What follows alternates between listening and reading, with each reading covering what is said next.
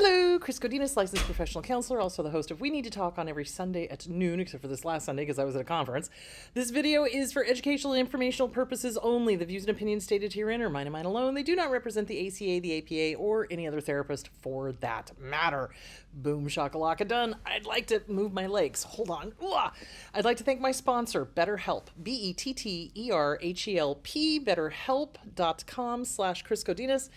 They're an online therapy company. They're international. So you just go on to betterhelp.com/Chris Godinez, fill out a questionnaire.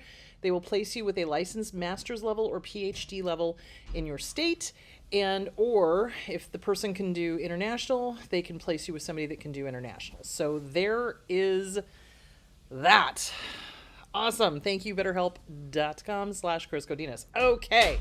So letting you know, the conference was amazeballs. Had a fabulous time. I'm going to talk more about it on Sunday. Dr. Ramani was amazing. I love her. She's very personable, and she's so funny because she was like, I'm really an introvert. I mean, I can do extrovert when I need to, but I really, really am an introvert. So she was personable and knowledgeable and just amazing. And she validated so much of the work that I and other therapists are already doing. So, and oh boy, howdy, do we need to talk about the politics of dancing? Oh yeah, dancing with politics, because, yeah, there's a lot that goes on behind the scenes that I have an inkling of, but I'm not involved with. But like the big heavy hitters like Ramani and Dr. Vanderkolk and David Kessler, Frank. I almost said Frank Miller. No, he's not a graphic cartoonist.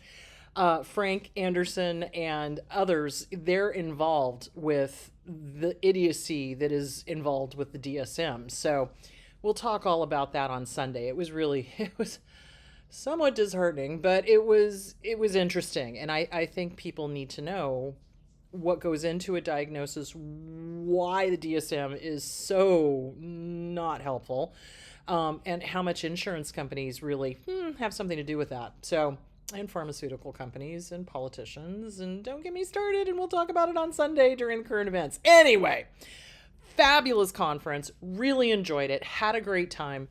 It was very validating. It was really nice to get perspectives on how to deal with certain things. And so people had asked me, it's like, well, how is Dr. Ramani? She's very personable. I really like her. I really, really like her. She's really cool. And she does the research. She also is a clinician, and it's like, she gets it, which is phenomenal. So, okay. So there that is. Coming back to Phoenix, got done with Disney. It was awesome. We had a great time. It was fun to show Missy, my colleague, Disneyland and California Adventure. She hadn't been there since she was 16, and she hadn't been to California Adventure. So that was a hoot. Anyway, good time had by all. And the clinicians there were great. That is a change from some of the other conferences I've gone to, where when narcissistic abuse was brought up, some of the other colleagues that were probably disordered themselves were like, oh, that's not true, or oh, blah, blah, blah, blah, blah, this was a very different conference. This was all like people who'd been there, done that, bought the program, knew what they were talking about, wanted to help their clients. It was refreshing. It was really awesome. So anyway, there that is. Okay, let's dive into the questions. Okay. Hey, Chris, I want to leave my relationship, but I am financially unable to do so. He has made it so that I have no money and nowhere to go, and the rent prices are so high I can't afford it. Yeah, that is a reality of life, and there's not a lot of options if you are financially strapped. So one of the things we talked about in the conference was, can you heal while you're still in the environment? Well, to a certain extent, yes. But to another extent, you're constantly fighting upstream because this abuser, and this is something that Ramani said that I thought was amazing. She was like, instead of labeling it narcissistic abuse syndrome, how about we put it aggressive personality disorder, which I thought was interesting because it's a broader coverage, you know? So when you have an aggressor that is disordered, is sadistic, Machiavellian, you know, we talked about the dark tetrad, and all of those things, it makes it incredibly difficult to continue your healing journey. However, the reality of society, the reality of the rents, the reality of, you know, the way they monetarily abuse their targets, is that you're not always able to get out. My preference would be for everyone to just peace out and be happy. However, reality is you can't always just leave immediately.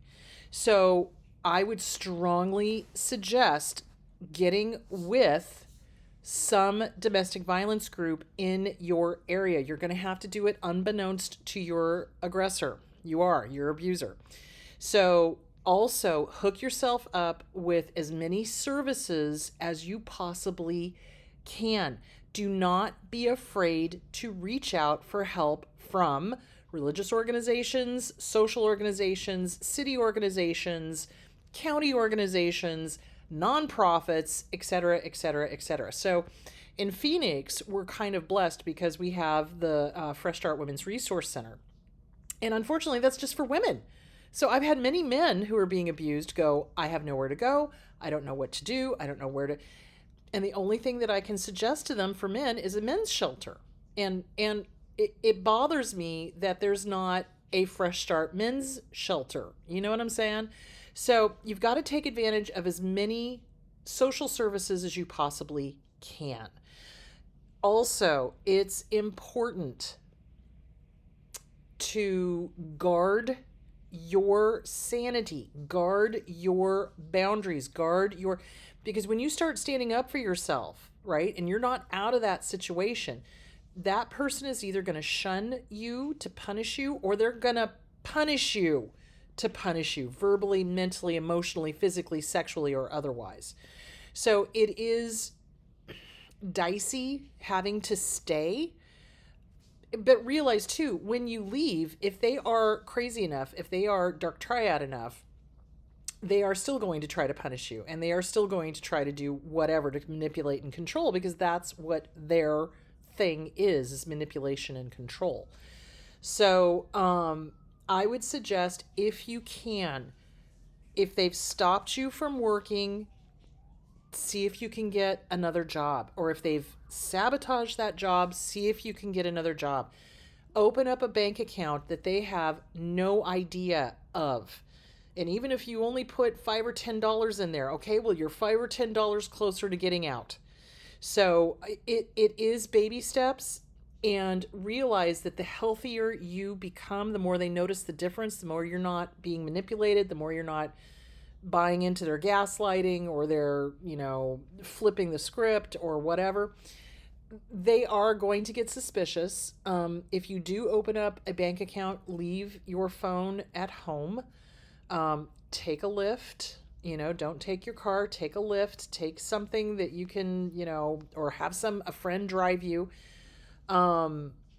Because I've seen them show up at the bank because they're tracking their partner, wanting to keep that, you know, death grip control on them. And, you know, well, what are you doing here? Why are you opening up an account? Da da da da da da da. Because they're, you know, they're losing control and they don't like it. But you need to have your own autonomy. You need to be able to have a banking account. You need to be able to get yourself hooked up to social services. Make an excuse. So in one case, I had a client that told their partner they were going grocery shopping, but in reality, they went to the bank and they took whatever money was given to them and then squirreled it away into their account until they could leave. So that is one thing to do. That is a possibility. There is the domestic violence hotline. I think that is a great start, you know. Give them a call or get on the thing. But realize, if your partner is technologically savvy enough, they may have keystroke loggers or they may have trackers on your phone. You've got to be very careful. You cannot assume that any electronic device that your partner has had access to is necessarily safe. So, you know, you can always go to a library. Go to the library and contact a domestic violence hotline online. You can do that. So there's ways to get around it. So there is that. Okay, next question. Um, Hi, Chris. I hear that there are a lot of autoimmune diseases associated with domestic violence. Are eating disorders part of that? Yes.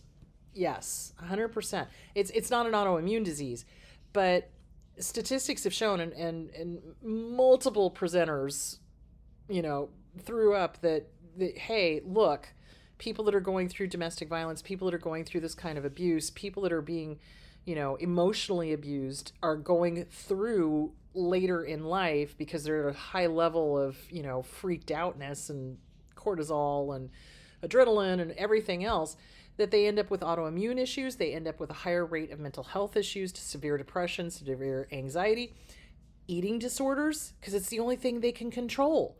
So it makes perfect sense that some targets of abuse will go on to develop, when they never had problems before, eating disorders, sleeping disorders, autoimmune issues, etc., etc., etc. So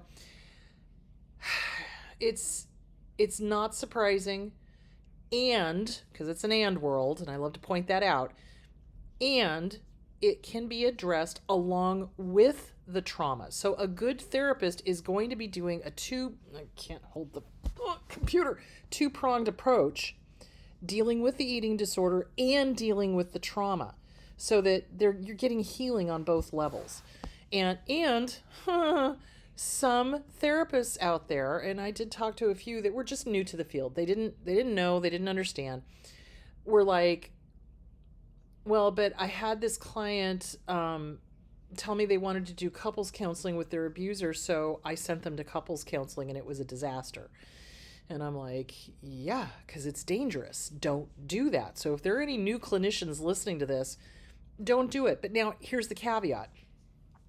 Sometimes targets of abuse want to feel like they have literally done everything to, quote unquote, save the person or save the marriage or save the relationship or whatever. If, and this is a very, very big if, and this is with a caveat, if you are going to refer someone to couples counseling, that person you refer them to had GD better be trauma, not just informed, but trauma completely immersed and aware, and can recognize an aggressive abuser when they see one, so that they can help protect the target of abuse. Because oftentimes what happens is the couple goes to the couples counseling, the therapist is flim-flammed by the abuser, sides with them, whatever. And of course, because the abuser can act super calm. This, and I loved this, and Frank Anderson and Dr. Romani pointed this out multiple times, is that of course they can control it. Of course they can control it. They go into a therapist's office, they're cool as a cucumber. The second that therapist leaves and they're in their car and the car door shuts, they're abusing their partner. That's intentional. They absolutely can control it. They don't want to. So couples counseling, I think, is dangerous. I don't recommend it. And it depends on where the target of abuse is in their journey of deciding to leave or stay. So if they're still in that, but they're the good time, the intermittent positive rewards. I love you, I hate you. I love you, I hate you. I love you, love, love, love, hate, hate, hate, love, hate, love, hate. If they're still focusing in on the good stuff, then yeah, they're going to be like, well, but I want that. I want to get that back. Well, that is an illusion. I cannot say that strongly enough. But if you're going to refer somebody to couples counseling, that couples counselor had better understand narcissism and understand and recognize an aggressor when they see one. So that's what I'm going to say about that. So is it normal to have other mental health and health issues? Absolutely. 100%. Your body cannot run at for decades and be okay, When we start losing pieces of ourselves, because that's what happens when we get into an abusive relationship. We lose pieces of ourselves and we find the one thing we can control, we're going to zero in on that. So yes, eating disorders tend to be hand in glove with abuse. Not always, but that is a way that targets of abuse find some modicum of control, which makes total sense. Absolutely. And it's important to get that handled. It's important to get the trauma handled. And going with that is a mistaken idea or a mistaken belief, especially if the abuse occurred in childhood, that self-care was somehow selfish. So it's really important. I've said it before, I'll say it again. Working on self-esteem, working on knowing your worth, recognizing that this magnificent body deserves to be fed and deserves to be cared for and deserves to be loved and deserves to be acknowledged and deserves to be happy. And when we have an abuser and a parent and they're telling us all the time that we're not worthy, we don't deserve it, this, that, and the other thing, that internal critic turns vicious and nasty and lies to us and says that we shouldn't feed ourselves, we shouldn't rest, we shouldn't do anything fun. We shouldn't. So it's really important to start hearing that internal nastiness, that internal critic, knock that down, challenge it, replace it, work the self-esteem workbook by Glenn Schiraldi, and get with a good, keyword, good, who knows their a-hole from a hole in the ground, trauma therapist, okay? Not somebody who's read about it in a book, but somebody who has been there, done that, goes to these conferences, does continuing education, makes sure they're on the right track. Do you see where I'm going with that? So yeah, in answer to that, yeah, that is all part and parcel. And something else that she brought up that I thought was really important is that you've got to prepare for when you leave. It's not all going to be sunshine and roses. It's not. If you are with a super toxic, super dark triad, yeah, they're going to want to continue to punish you, to harass you, to whatever. So it will be a relief on one hand, and there is still going to be some stuff continuing to go from them. So just what's the word I'm looking for? Don't put on the Pollyanna glasses. Don't put on the rose-colored glasses. Oh, when I leave, everything's going to be great. Well, when you leave, it's going to get better.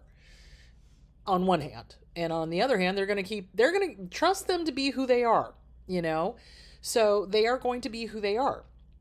So that's what you have to prepare yourself for. Okay, kids, that is all the time I have. I will see you guys on Sunday. Now, originally, I was going to talk about the holidays because the holidays are coming up, and I do want you all to think about what are you going to do for the holidays so you don't get damaged. But I think this week I want to talk about why, after we leave an abusive relationship and we start healing, do we push people away? What the heck is going on with that? Because we do want to connect, but then there's a part of our brain that's like, oh, hell no, I'm not going to, no way. So we're going to talk about that push-pull that we have, wanting to connect, but not quite sure about connecting. And, oh my God, what am I doing? So maybe it's better to be alone. Yeah, totally normal. You're not crazy. So I just want to validate that. So we're going to talk more about that on Sunday. All right, guys, you guys go have a great week, and I will talk to you on Sunday. Bye.